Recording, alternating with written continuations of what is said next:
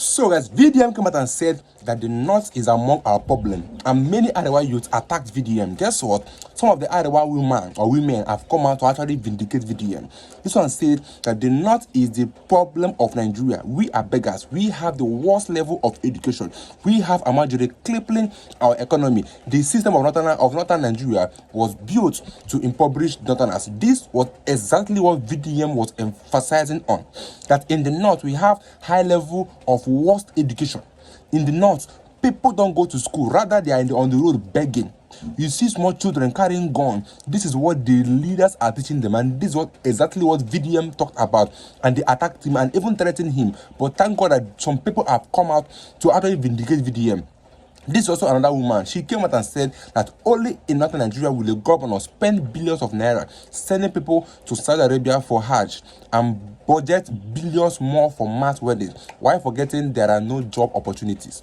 Out of school children are everywhere, and over 30 million people in the north do not know where their next meal will come from. Northern people must start holding both past and present leaders accountable. Indigenous northerners must take back their land. She spoke in the language, so this is what she said in English, which I just read out. You will see that what VDM said was actually the truth. In the north, we don't have education. In the north, people are not taught Western education. Rather, they are being pushed out to go and marry. They are being sent to Hajj, and the governors of those states in the north, they can spend billions of naira just to send people to Hajj, but they cannot spend it to give their people quality education. Before you watch that video of those ladies that came out to say that the north are the issue of Nigeria, so we all know that the Senate passed the bill of state policing, and guess what? Many have come out to react that this is a bad thing and this is a good thing. So now we are going to watch the video from Obasani on Channel Television to know if this state policing was a good thing. But before that, Shay asked him a question that if insecurity continues after this state policing, who should we blame? And this was what Obasani had to say. I'm going to watch the video. And also in the same video, he said that I don't believe bandits deserve a second chance because, in my opinion, they are terrorists who kill innocent people. They have no right to live and must be eliminated. Obasani, you're going to watch all these videos. But before that, let me go to the views in the comment, and please subscribe if you are new here on my channel. I'll see you guys in my next video, guys. The North is the problem of Nigeria. Mu embarani. We are beggars. A lot of us in northern Nigeria were upset yesterday. Why would you say it? Ama Jama'a, look back and look at what is happening in northern Nigeria.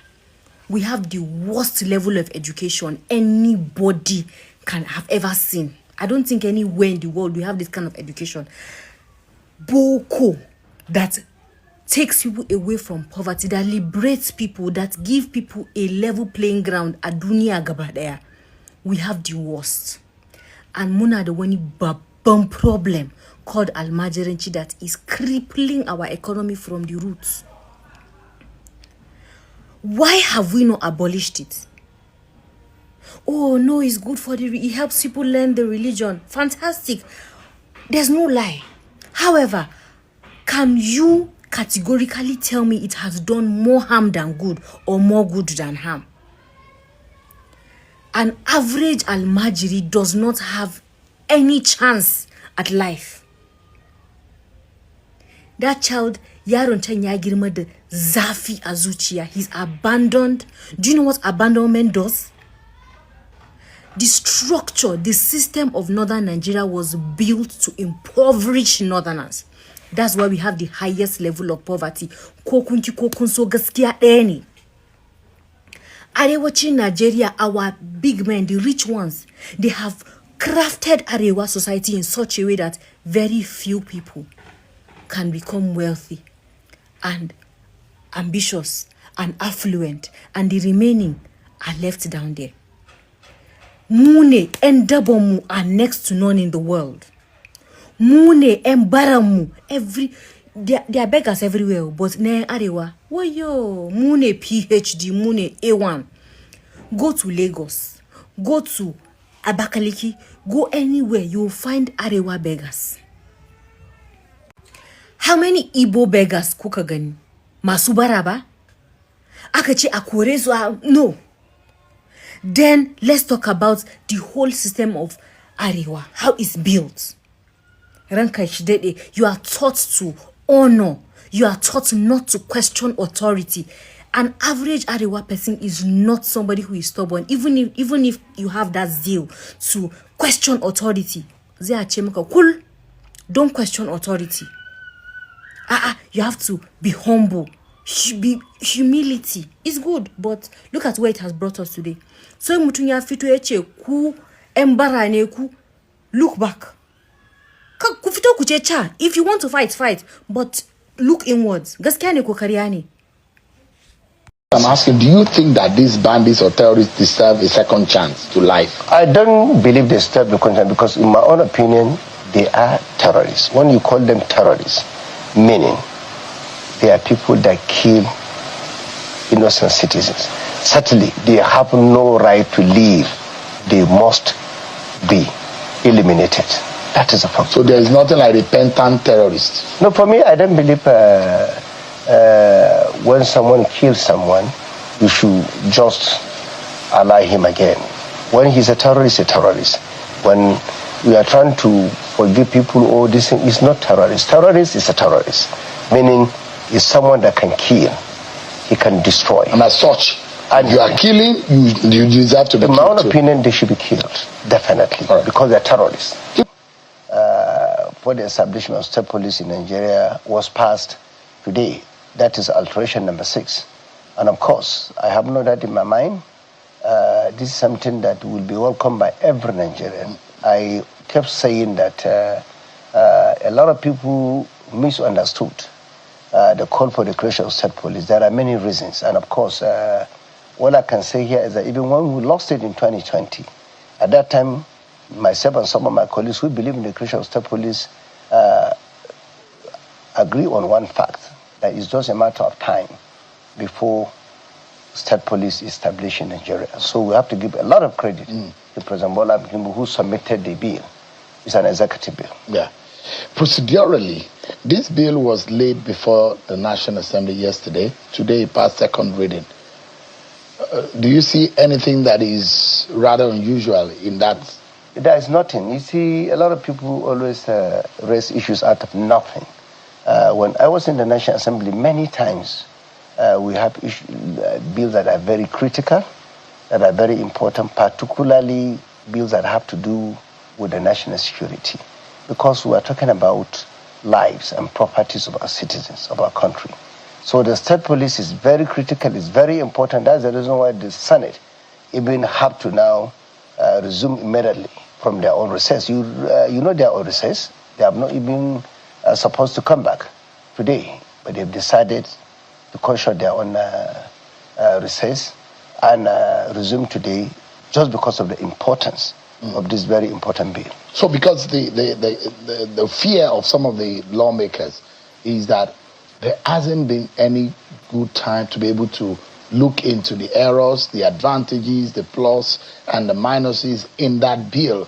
The document is about 140 pages, but none of them were able to really study it. It's less than 24 hours, and it's past second reading. Shehu, let me be very frank with you. It depends on which of the bill you're talking about. The one that was passed by the House of Representatives was a bit different from the one that was passed today by the Senate. So sometimes people misunderstood issues that have to do with lawmaking. The one that was submitted today was the one that is an executive bill.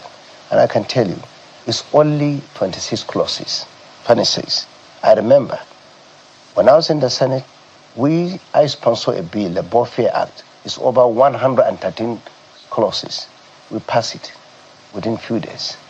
And that is because of the importance of Banking and Other Financial Institution Act. Today we're talking about state police. It's only 26 clauses in that bill. So there's and I can agree with unusual you. In For the me, manner, in the pace and the speed. There is nothing unusual. Not only that, when you look at the major section that were amended, section 214, going down to 215, 216, when you see it, it's something that is very, very easy. Every lawmaker will tell you he needs very few hours to study it and come up with a position. Many part of that amendment, if you look at it, were retained the section 214 of the Constitution. Most of those part of it, they were retained. Only alteration in some areas that is necessary for the creation of the State Police Service Commission and other areas that must be established for the state police to be created. That's the most important. So why the speed? Why the pace? Why the hurry? Let me tell you the hurry. If you ask me, any day we delay, we're going to continue to lose lives. When I was sponsoring the state police, I wasn't a governor. I was a senator. I didn't even know I would be a governor. That was 2020. It took me 3 years before I even contested for governorship. So I was doing that not because I was trying to give advantage to any governor, but because of the national security of our own country. And Sheun, let me be very frank with you. Many people talking about the establishment of state police. I cannot remember any country around the world that is practicing true federalism that do not have state and federal police force. So it exists in many countries around the world. So when people are afraid about the abuse, it's simply because some of the people have no knowledge about the act of lawmaking. Today we're talking about this alteration bill. Everybody went through it, close by close. I was happy, even when some of the leading members of the opposition, like distinguished Senator Tambuwal, who is a lawyer, who was also there, Senator Abaribe, they are all within the opposition. They supported many things about this bill. It's simply because there's nothing political. It's about saving the lives and properties of our own citizens. That is the most important. And let me tell you, when people are talking about some areas of concern, abuse, there are a lot of safeguards in this bill that prohibits governors from using state police against political opponents. That is the most important thing. Number two, we will talk about funding. We are funding many things in this country. So we cannot fund security, protection of lives and properties of our citizens. Then there's a problem. It's more important than building bridge, building road. I will come to we will take each step by steps. All of the 26 clauses that are going to be altered.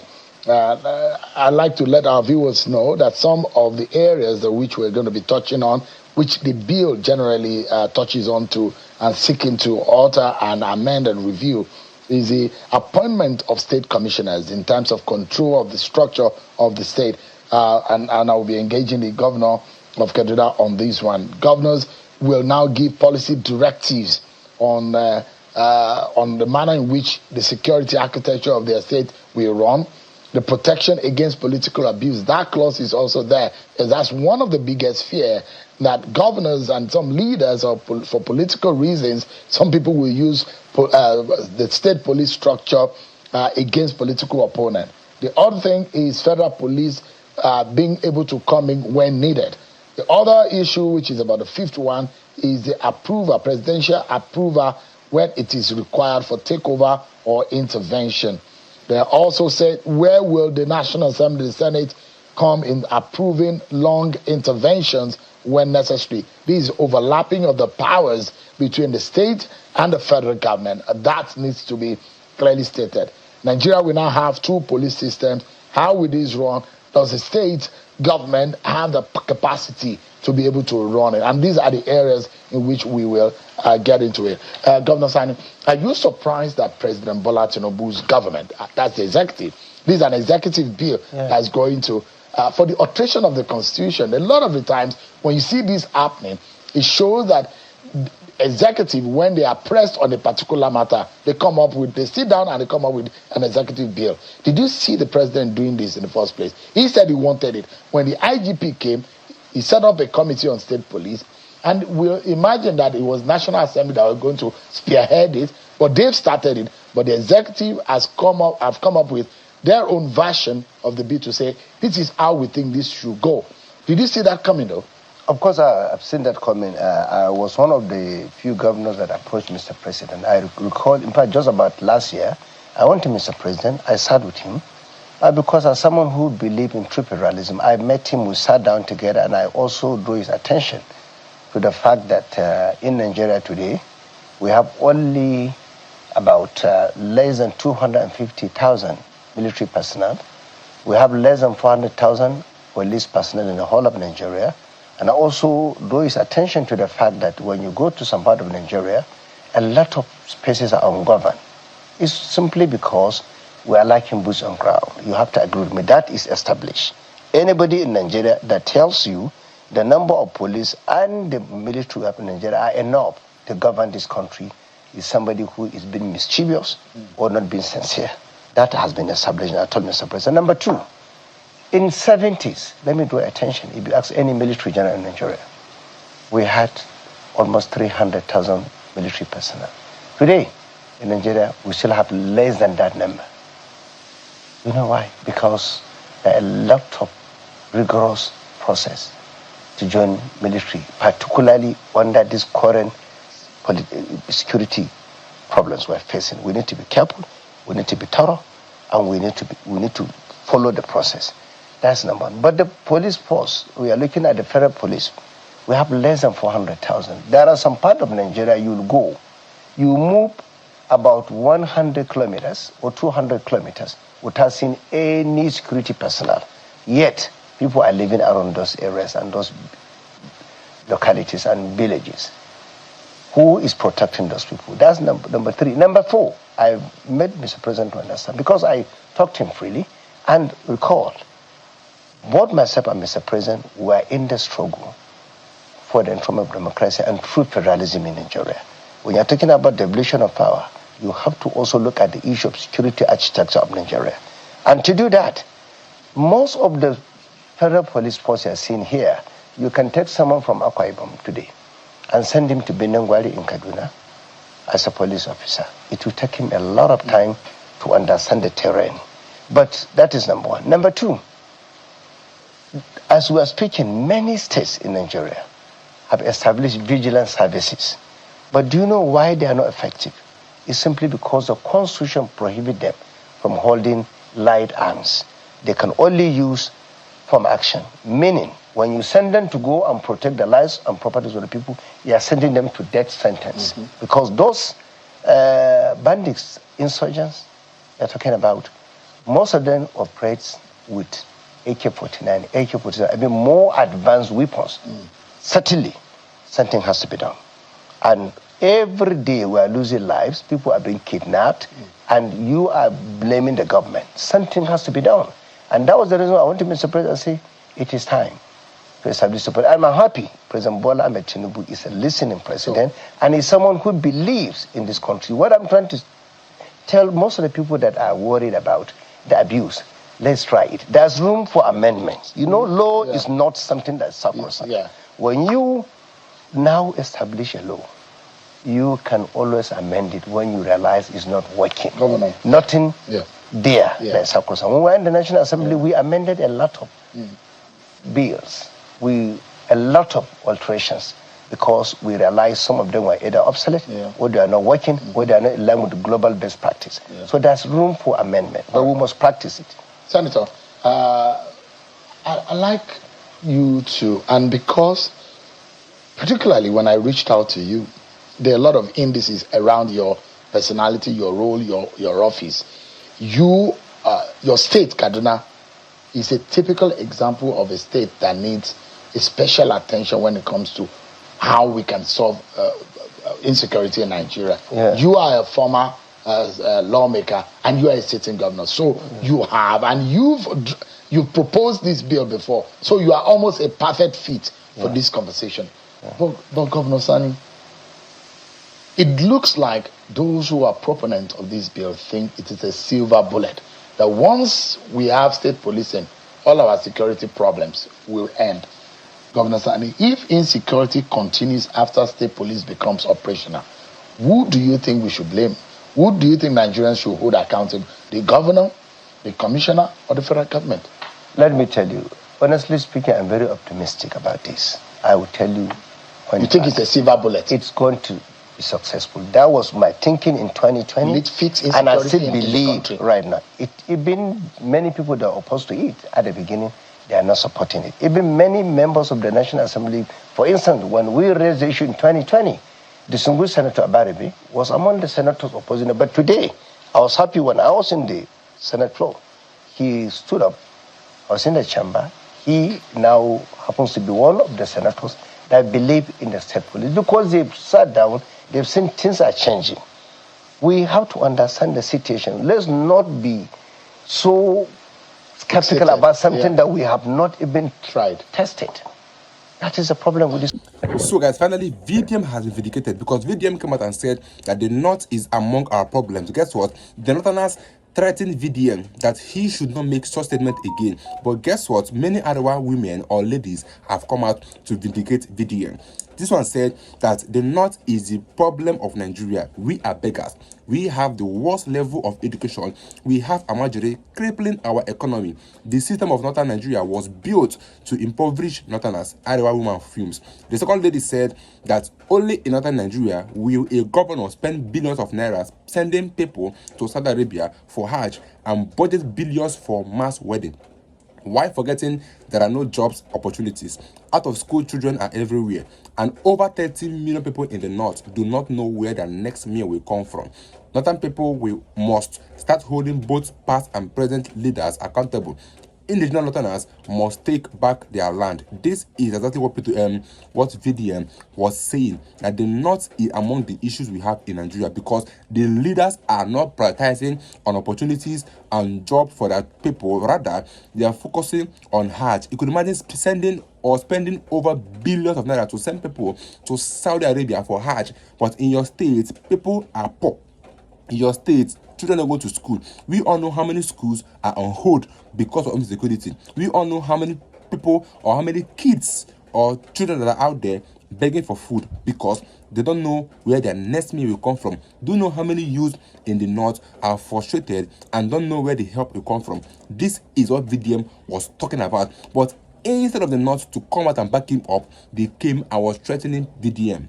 Now, some people that have conscience have come out to vindicate VDM that the North is the problem of Nigeria because that is where we have the highest level of insecurity, we have the highest level of out-of-school children, we have the high level of people that don't even know their left from their right. Because if you go to the north, you will see that the governors there are pushing for mass wedding. What are you going there to can do without proper education? Most of them don't even know anything about marriage, but the governors are spending billions of naira to go for mass wedding. But before that, you're going to watch what VDM said about how the North are the issues of Nigeria, and then watch these two ladies how they vindicated VDM and said the same thing. And let me get your views in the comments, and please don't forget to subscribe, and I'll see you guys in my next video.